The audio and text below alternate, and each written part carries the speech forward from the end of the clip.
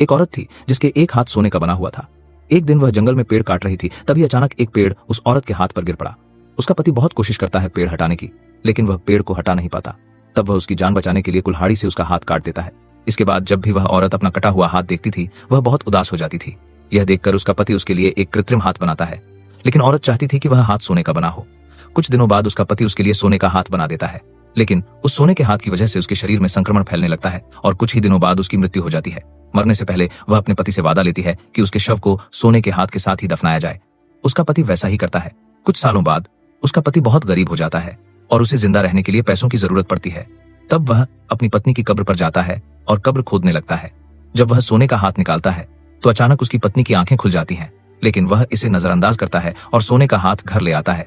उसी रात उसकी पत्नी सोने का हाथ वापस लेने आती है। डर के मारे वह आदमी सोने का हाथ उसे वापस दे देता है, लेकिन हाथ लेते ही उसकी पत्नी उसकी हत्या कर देती है।